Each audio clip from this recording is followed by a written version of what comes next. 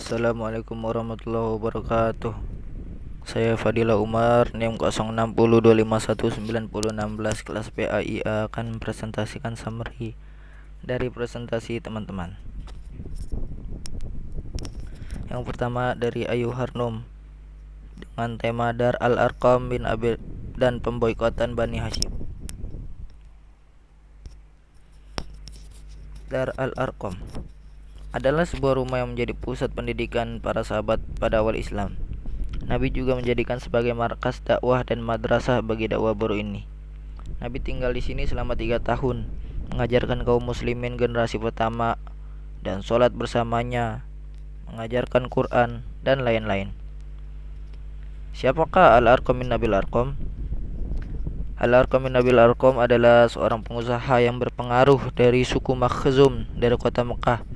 Dalam sejarah Islam, dia adalah orang ketujuh dari As-Sabiqun al-Awwalun. Beliau adalah sahabat yang memeluk Islam pada hari-hari pertama dakwahnya Islam. Rasul Shallallahu Alaihi Wasallam memilih rumah beliau sebagai tempat berkumpul dan dakwah Islam karena tempatnya agak terpencil di atas bukit Sofa, sehingga lebih aman dari gangguan kafir Quraisy. Selanjutnya, kenapa alasan rumah Al-Arqam bin Abil Arqam dipilih sebagai tempat awal mula dakwah? Yang pertama, ketika ia masuk Islam, kaum musyrikin tidak ada yang tahu. Yang kedua, Al-Arqam bin Abil Arqam berasal dari suku Makhzum yang merupakan musuh besar suku Rasul Shallallahu Alaihi Wasallam, yaitu Bani Hashim pada masa jahiliyah, sehingga tidak dicurigai oleh kaum musyrikin. Yang ketiga, Al-Arqam bin Abil Arqam masuk Islam di usia muda, sekitar 16 tahun, sehingga kaum Quraisy tidak curiga jika Nabi berkumpul di rumah anak muda. Lalu terjadi pemboikotan Bani Hashim. Perjanjian pemboikotan Bani Hashim berlangsung 2 tahun atau sampai 3 tahun. Pada tahun ke-10 kenabian terjadi pembatalan terhadap perjanjian tersebut karena ada yang pro dan kontra terhadap perjanjian tersebut. Selanjutnya materi dari Ayu Monika dengan tema peristiwa Isra Mi'raj dan wafatnya Abu Thalib dan Khadijah radhiyallahu anha. Wafatnya Abu Thalib. Kematian Abu Thalib terjadi pada tahun ke-10 kenabian. Abu Thalib meninggal dalam usia 80 tahun lebih. Dia banyak membela Nabi Shallallahu Alaihi Wasallam dan mencegah siapapun yang akan menyakiti dan mengganggu beliau. Ia masih tetap berpegang teguh pada agama kaumnya hingga ajal menjemputnya. Setelah pemboikotan yang berlangsung selama 3 tahun oleh kaum kafir Quraisy, Abu Thalib jatuh sakit. Dari Sa'id bin Al-Musayyib dari ayahnya mengatakan, ketika kematian datang kepada Abu Thalib, datanglah Rasul Shallallahu Alaihi Wasallam bersabda, "Wahai pamanku, ucapkanlah la ilaha illallah, suatu kalimat yang dengannya aku akan menjadi saksi untukmu kelak di hadapan Allah." Maka Abu Jahal dan Abdullah bin Umayyah mengatakan, "Wahai Abu Thalib, apakah kamu tidak menyukai agama Abdul Muthalib?" Rasulullah Shallallahu Alaihi Wasallam terus menawarkan kepada pamannya, namun kedua orang itu juga terus menimpalinya. Akhirnya Abu Thalib mengatakan kepada mereka di atas agamanya Abdul Muthalib. Ia enggan mengucapkan la ilaha illallah. Oleh karena itu Rasul Shallallahu Alaihi Wasallam bersabda, "Kalau begitu, demi Allah, aku akan memohonkan ampunan untukmu selama aku tidak dilarang untuk itu." Maka Allah menurunkan firman-Nya dalam Quran surat At-Taubah ayat 113.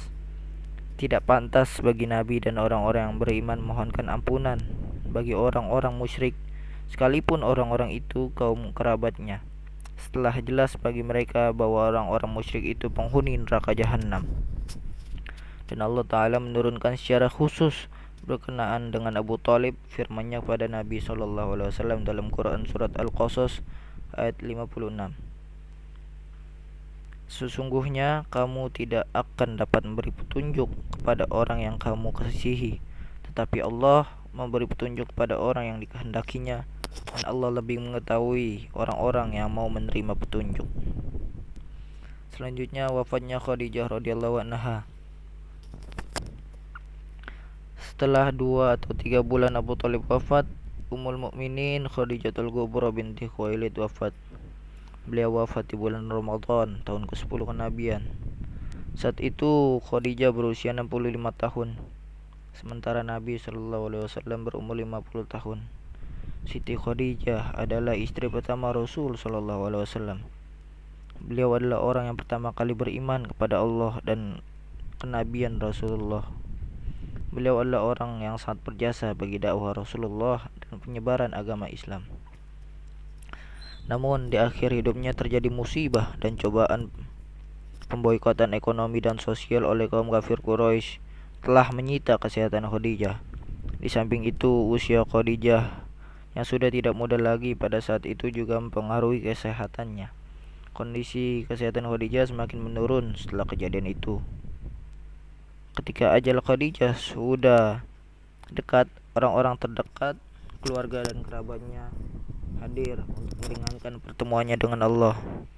Hingga akhirnya Khadijah mengembuskan nafas terakhirnya di pangkuan Rasulullah Sallallahu Alaihi Wasallam. Didekapnya istri beliau itu dengan perasaan pilu yang teramat sangat dalam.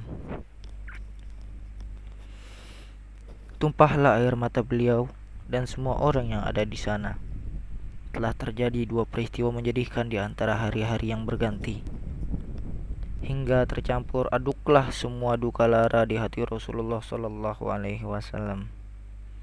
Belum lagi musibah yang menyiksa beliau sepeninggal Abu Thalib yang didapatkan dari kaumnya.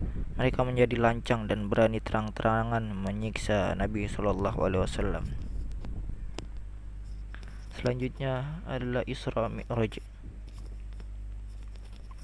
Secara umum, kisah yang menakjubkan ini disebutkan Allah dalam firman-Nya dalam Quran surat Al-Isra ayat 1 yang berbunyi, Subhanallazi asra bi'abdihi lailan minal masjidil harami ilal masjidil aqsa alladzi barakna haulahu linuriyahu min ayatina innahu was-sami'ul basir. Yang artinya Maha Suci Allah yang telah memperjalankan hambanya pada suatu malam dari Masjidil Haram ke Masjidil Aqsa yang telah kami berkahi sekelilingnya agar kami perlihatkan kepadanya sebagian dari tanda-tanda kebesaran kami. Sungguhnya Dia adalah Maha mendengar lagi Maha melihat. Ibnu Al-Qayyim berkata, menurut riwayat yang sahih, Rasulullah Sallallahu Alaihi Wasallam diisrakan dengan jasadnya dari Masjidil Haram ke Baitul Maqdis dengan menaiki buraq yang disertai Jibril, lalu turun di sana dan sholat mengimami para nabi yang lain. Sementara buraq diikat pada tali pintu masjid. Buraq adalah hewan tunggangan berwarna putih, lebih pendek dari bighal dan lebih tinggi dari keledai. Pada malam itu pula dari Baitul Maqdis beliau naik ke langit dunia bersama Jibril. Jibril meminta izin agar dibukakan. Maka ditanya oleh penjaga langit, "Siapa engkau?" Dia menjawab, "Jibril." Dikatakan lagi, "Siapa yang bersamamu?" Jibril menjawab, "Muhammad." Ditanyakan lagi, "Apakah dia telah diutus?" Jibril menjawab, "Ya, dia telah diutus." Kemudian dibukakan pintu langit tersebut. Di sana Nabi Shallallahu Alaihi Wasallam melihat Adam alaihi salam. Kemudian naik lagi ke langit kedua dan bertemu Yahya alaihi salam dan Isa alaihi salam. Kemudian naik lagi ke langit ketiga. Di sana beliau melihat Yusuf alaihi salam. Kemudian naik lagi ke langit keempat. Di sana beliau melihat Idris alaihi salam. Dan naik lagi ke langit kelima. Di sana beliau melihat Harun alaihi salam. Di langit keenam beliau melihat Musa alaihissalam. Kemudian naik lagi ke langit ketujuh. Di sana beliau melihat Ibrahim alaihissalam. Kemudian beliau naik lagi ke Sidratul Muntaha. Lalu dibawa naik lagi ke Al-Baitul Ma'mur. Kemudian dibawa lagi naik untuk menghadap Allah. Lalu Allah mewahyukan apa yang diwahyukan kepada hambanya. Allah mewajibkan kepada beliau solat 50 kali. Kembali lagi hingga bertemu Musa. Lalu ditanya oleh Nabi Musa alaihissalam, apa yang diperintahkan kepadamu? Nabi menjawab, sholat 50 kali. Nabi Musa berkata, sungguhnya umatmu tidak akan sanggup melakukannya. Kembalilah menemui Rabbmu dan mintalah keringanan kepadanya bagi umatmu. Beliau memandang ke arah Jibril, meminta pendapatnya. Maka Jibril mengisyaratkan dengan berkata, itu benar, jika memang engkau menghendaki. Bersama Jibril, beliau naik lagi hingga menghadap Allah. Salat itu dikurangi 10. Kemudian beliau turun hingga bertemu Musa dan menyampaikan kabar kepadanya. Sebenarnya Musa menyuruh beliau kembali lagi menemui Allah dan meminta keringanan. Namun beliau bersabda, aku sudah malu kepada Rabbku. Aku sudah ridha dan bisa menerimanya. Setelah beberapa saat, ada seruan yang terdengar. Kewajiban dariku telah kutetapkan dan telah ku ringankan bagi hambaku.